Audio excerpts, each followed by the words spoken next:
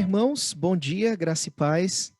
Estamos aqui novamente para mais uma lição da EBD, a lição de número 16, a prática do discipulado, da nossa revista Ide e Pregai, a penúltima lição da revista.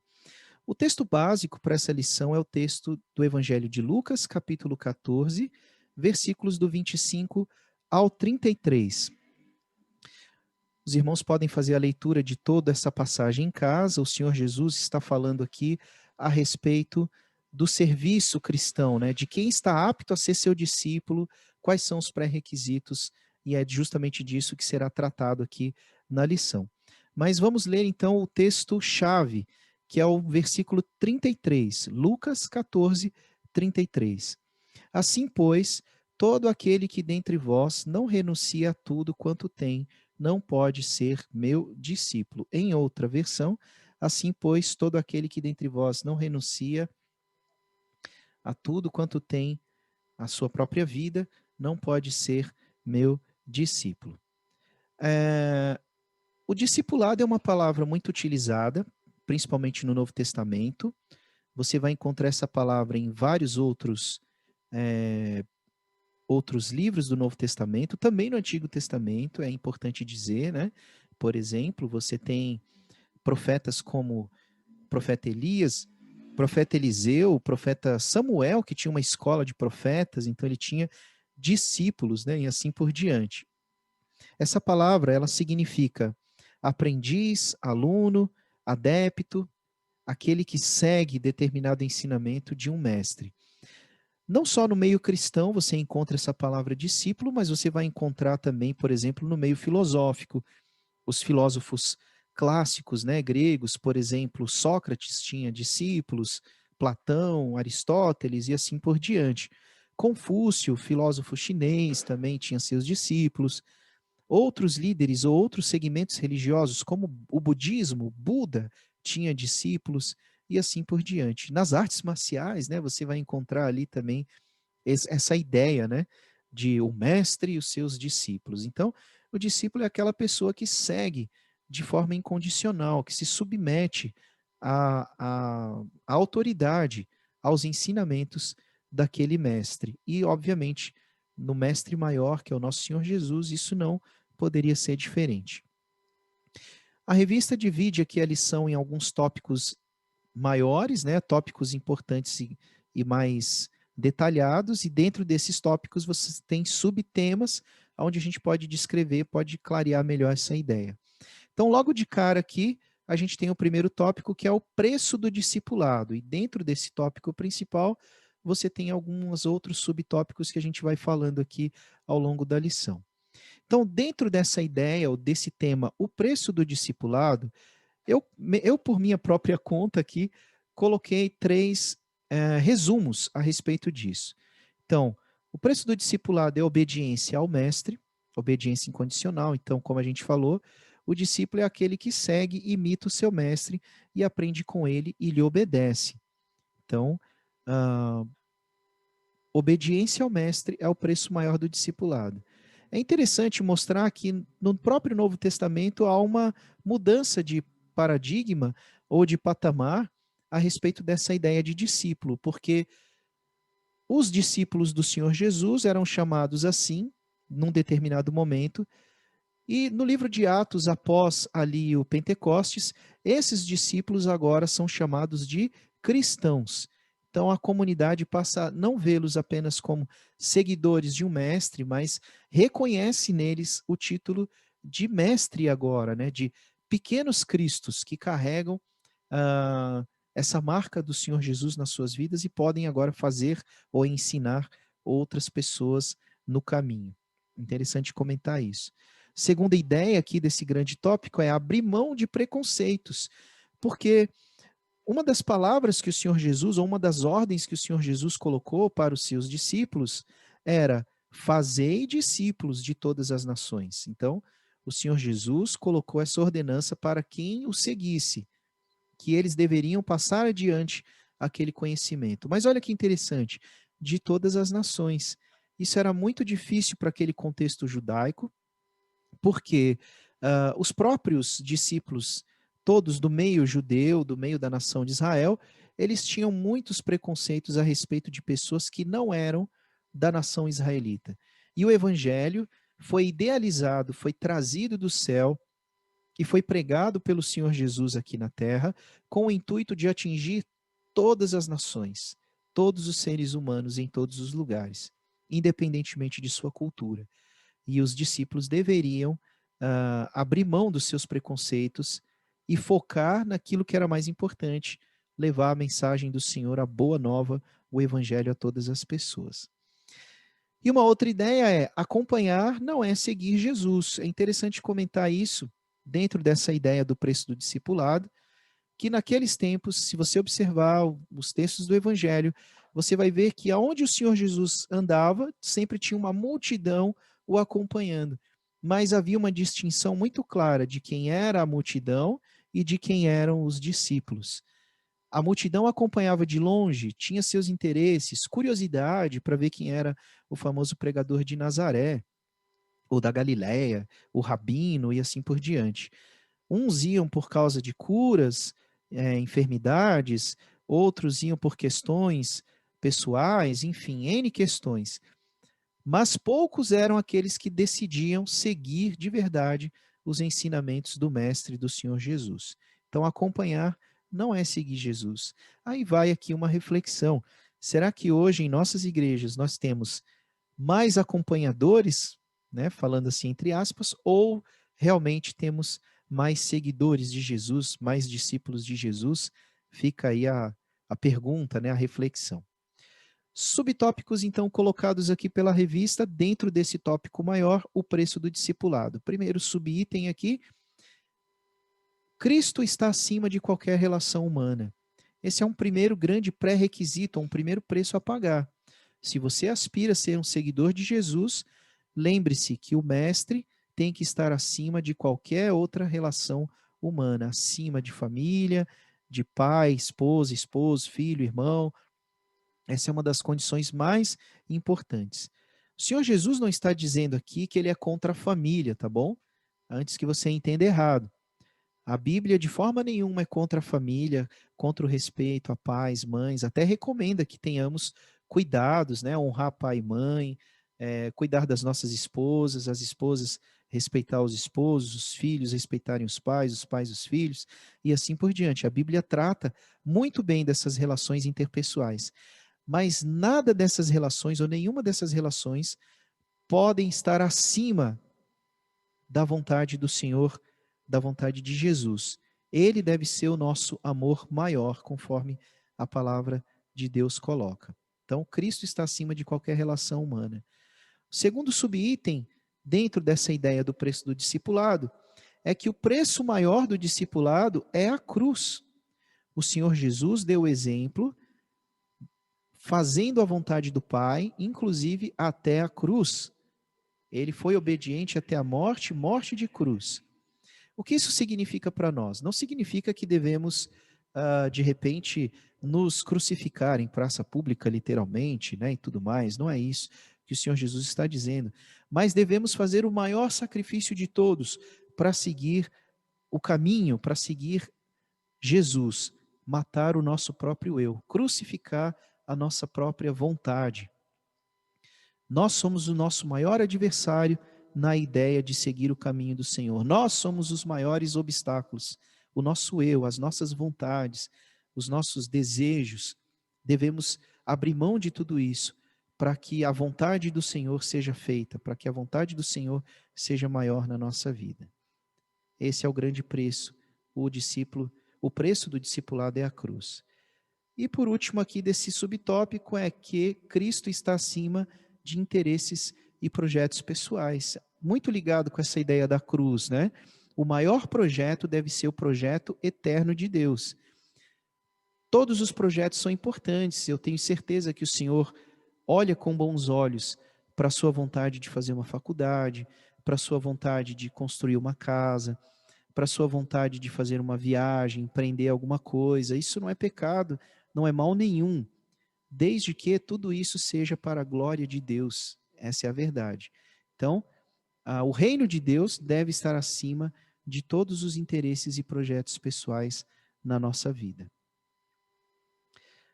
Esse é o primeiro tópico, o primeiro grande tópico, o preço do discipulado. Tem uma parte da revista aqui que ele fala de uma aplicação. Pedro seguiu a Jesus de longe, né? Mateus 26, 58. Isso é próprio de quem não quer compromisso. Eu, particularmente, achei meio estranho que essa passagem da revista, me perdoem, irmãos, às vezes eu sou meio assim mesmo. Eu sempre sou desconfiado, né? Com determinadas colocações, peço perdão, mas vale para que você também tenha esse pensamento, ter sua própria opinião, conferir, entender. Ele fala aqui que Pedro seguiu Jesus de longe. Eu não entendo assim. Eu acho que Pedro abandonou sua vida, né? Ele deixou família, para seguir a Jesus. Ele era um ser humano como eu, como você, com muitas falhas, muitos problemas, cheio de preconceitos. Na hora da verdade, na hora de uma grande aflição, ele foi fraco, ele abriu mão, mas mesmo assim, o Senhor Jesus o colocou como líder da sua igreja. Então, eu não posso dizer que ele acompanhou Jesus de longe, mas aconteceu o fato, é verdade, ele negou Jesus. E aí fica a provocação do autor da revista: que distância você está de Jesus? Como eu disse no começo, você é um acompanhador, né, eu coloco assim, ou você é um seguidor? Tem diferença aqui nessas duas colocações. O segundo grande tópico da revista é a importância do discipulado. Qual a importância, né? Qual a importância do discipulado, do ensino do discipulado? Então, Jesus como discipulador, primeiro subtópico aqui dessa ideia, Jesus tinha em 3 anos de ministério, né, ele tinha ali 3 anos de ministério, conforme a gente vê nos evangélicos, e ele tinha uma distinção no seu ministério. Ele tinha um ministério voltado para o grande público, para os acompanhadores, e ele tratava também de maneira particular com seus discípulos, trazendo ensinamentos de maneira particular.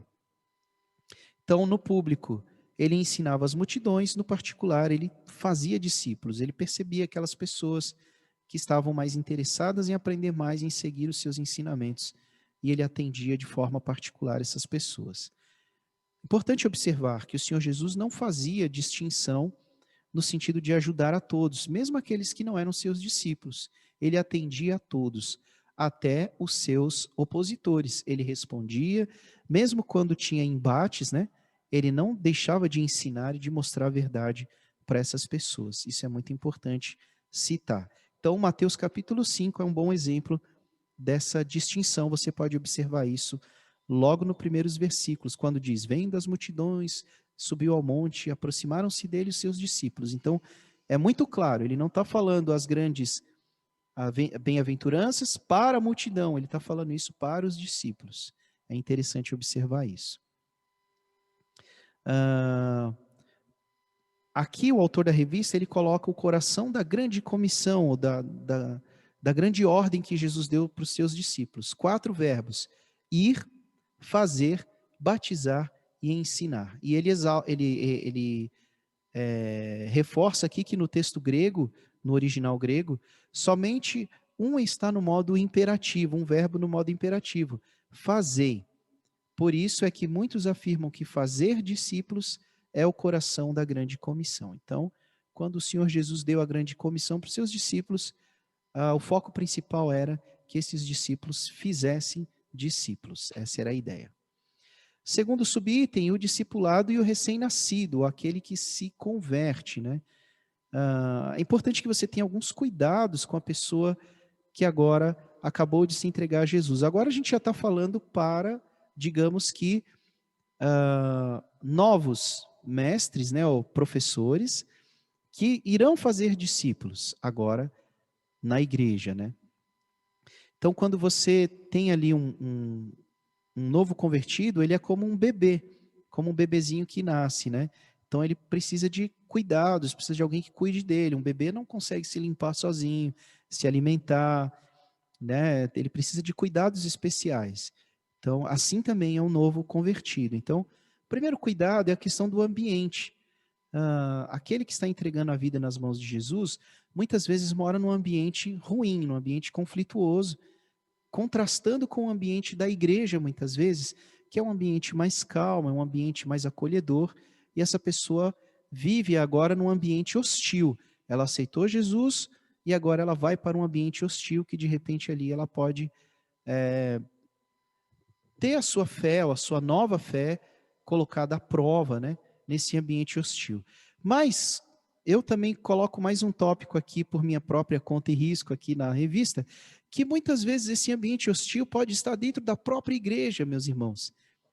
Muitas vezes, isso acontece muito, quando a pessoa se converte num determinado lugar e, de repente, ao invés de um acolhimento, ela recebe oposição, ela recebe dificuldades, então ela precisa de muitos cuidados, ela precisa, obviamente, em primeiro lugar, da ajuda do Senhor, mas que os irmãos a observem, que olhem essa pessoa como um bebê, como um novo ser nascido, né, que ainda não tem conhecimentos, e que precisa de bons exemplos e de bons cuidados.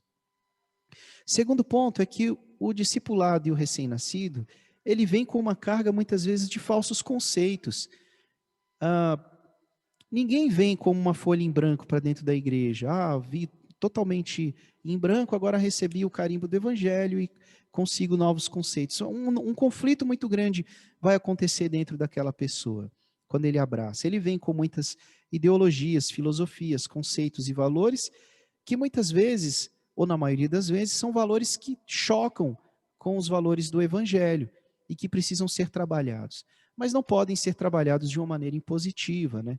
Ele não pode comer um alimento sólido sendo um bebê, ele precisa começar com o leite e pedir que o Espírito Santo gradualmente trabalhe na vida, na mente daquela pessoa, para que ela ganhe sabedoria e entenda que determinadas filosofias e conceitos que ela traz não são de acordo com os conceitos da palavra do Senhor.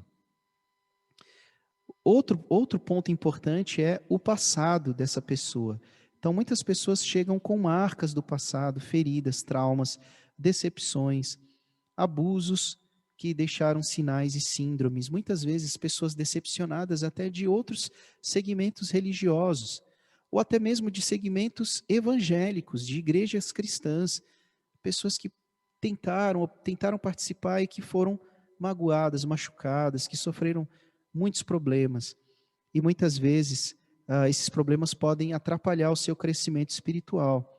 Então, durante o processo do discipulado, quando você agora, mais maduro, for discipular alguém, essas coisas vão aparecer. E muitas vezes você não tem certa capacidade para tratar de tudo isso, precisando da ajuda de um pastor, de um líder da igreja. Então é importante que a igreja toda esteja empenhada nesse trabalho. Então é interessante entender, ninguém se converte num vácuo, num vazio, todos nós chegamos a Cristo trazendo uma herança social, física, mental, emocional e espiritual. Uns com mais, outros com menos problemas, mas todos trazem. Então precisamos tratar de tudo isso, estarmos preparados ou entender essas situações. Estamos lidando com pessoas, essa é a verdade. Terceiro e último grande tópico aqui da revista é a prática do discipulado. E dentro desse grande tópico a gente tem outros subitens. Quem pode ser um discipulador? Somente quem já é um discípulo de Cristo. Isso é um pré-requisito. Lembra que a gente falou ali no começo da lição, havia acompanhadores e os que seguiam, os que eram discípulos do Senhor. A esses últimos, os discípulos, o Senhor Jesus estava ensinando como discipular para que eles fizessem os seus próprios discípulos e assim por diante. Então, quem pode ser um discipulador? Somente quem já é um discípulo de Cristo. Quer ter certeza de que você é um discípulo de Jesus? Aqui tem algumas coisas que a revista coloca. Baseado aqui nos estudos de Kate Phillips, a formação de um discípulo da editora Vida.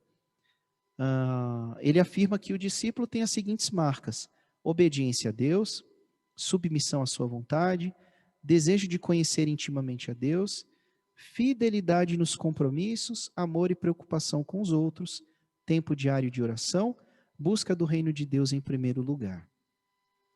Meus irmãos, está cheio de pseudo-discipuladores, pseudo-ideias, né, pseudo-ideias, desculpa, né, de discipulado, né, maneiras revolucionárias. A gente tem até alguns movimentos dentro das igrejas evangélicas, tipo o movimento do BOP, né, lembra do filme lá que tinha a polícia lá do Rio de Janeiro, o BOPE, né, o treinamento dos caras e tudo mais, tapa na cara, saco de plástico na cabeça, essas coisas malucas, né, do evangelho que não geram fruto nenhum, né? E na verdade não há mudança, a gente percebe nessas pessoas. Então aqui o autor coloca ah, coisas simples, básicas, que identificam quem é um discípulo, né? Quem pode ser um discipulador. Primeiro ele tem que ser discípulo para depois ser um discipulador, né? E quem é o discípulo, né? Ele coloca esses pontos. O que é discipular? O pastor Daniel da Silva sugere 5 respostas para essa pergunta. Isso eu estou lendo aqui da revista.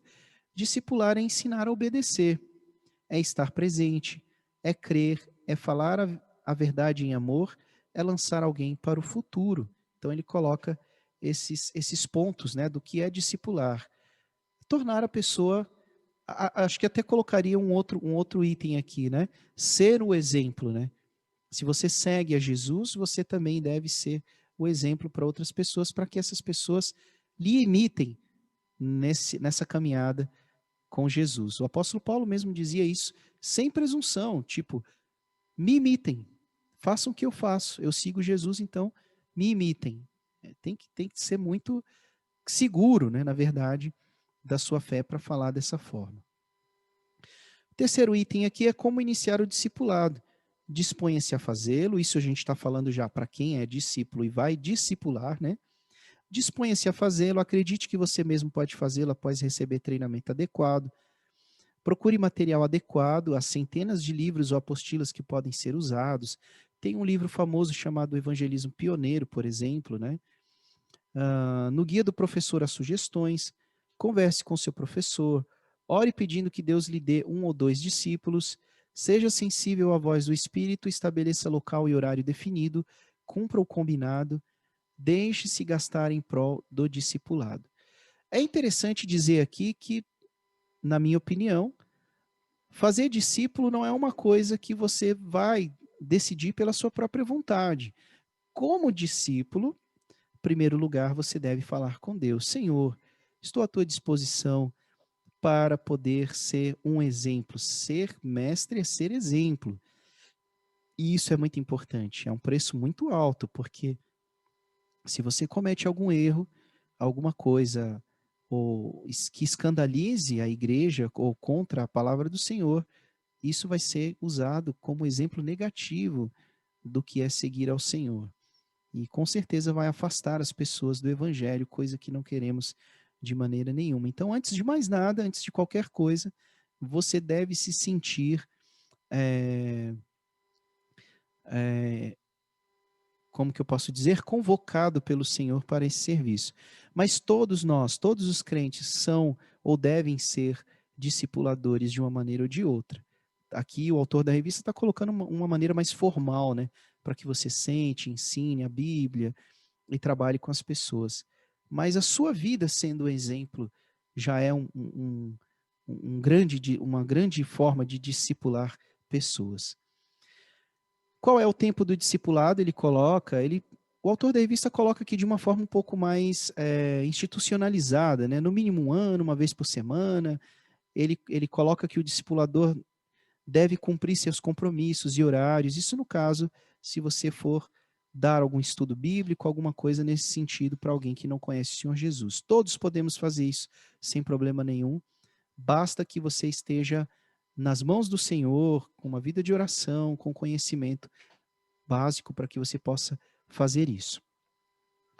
Para isso, a gente tem a igreja, a escola bíblica dominical, pessoas que podem ajudar, o departamento de evangelismo da nossa igreja e assim por diante. Para concluir, meus irmãos, o discipulado é uma relação comprometida e pessoal em que um discípulo mais maduro ajuda os outros discípulos de Jesus Cristo a se aproximarem mais dele e assim se reproduzirem. Se você entendeu cada palavra dessa definição, seja um discipulador. Não guarde esse tesouro do evangelho para você mesmo, espalhe, converse, mostre para as outras pessoas, mas principalmente mostre com a sua própria vida, com o seu exemplo, o exemplo de discípulo que você mesmo tem do mestre, para que você possa ter outros discípulos lhe seguindo nessa caminhada. É isso, meus irmãos. Mais uma vez eu agradeço, muito obrigado. Que Deus abençoe a vida de todos vocês.